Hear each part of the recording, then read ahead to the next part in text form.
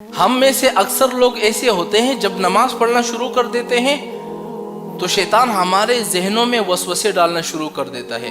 ایک بندہ مری میں گھوم رہا ہوگا، دوسرا بندہ فلاں جگہ میں، تیسرا بندہ نماز کے اندر شادی کر رہا ہوگا، چوتھا بندہ کاروبار سنبھال رہا ہوگا۔ یعنی شیطان ہمارے ذہن میں ایسے ایسے وسوسے ڈالتا ہے، یعنی ہمارا دل نماز کو پھر نہیں چاہتا ہے، دھیان ہمارا نماز کو نہیں جاتا۔ لیکن ایک دعا ایسی ہے کہ اگر نماز سے پہلے تم اس دعا کو پڑھ لیتے ہو نا تو شیطان اس نماز میں تمہارے دل میں وسوسہ نہیں ڈالے گا، خلل نہیں ڈالے گا۔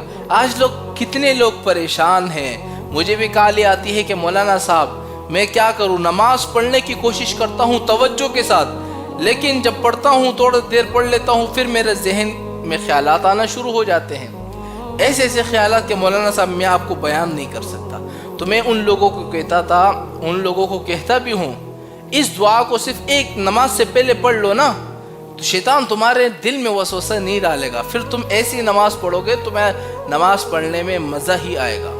وہ دعا کون سی ہے؟ پھر میں نے ان لوگوں سے پوچھا بھی ہے، ہاں بھائی بتاؤ نماز میں خیالات آتے کہ نہیں؟ سب لوگوں نے کہا کہ مولانا صاحب الحمدللہ اب ہم جب بھی نماز پڑھتے ہیں نا شیطان ہمارے دل میں وسوسہ نہیں ڈالتا، کیوں؟ ہم نے اس دعا کو ابھی شروع کر دیا ہے۔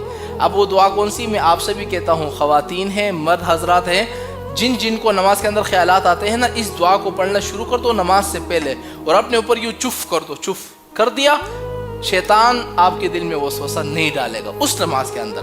ہر نماز سے پہلے اس دعا کو پڑھ لو۔ وہ دعا کون سی ہے؟ رب انزلنی منزلا مبارکا وانت خیر المنزلین۔ کتنی آسان سی دعا ہے، 5 سیکنڈ آپ اس دعا کو لگیں گے، پوری نماز آپ توجہ کے ساتھ پڑھو گے، اللہ تعالیٰ تم سے خوش ہوگا، راضی ہوگا۔ اس دعا کو اہتمام کے ساتھ ہر نماز سے پہلے پڑھے تاکہ شیطان آپ کے دل میں وسوسے نہ ڈالے۔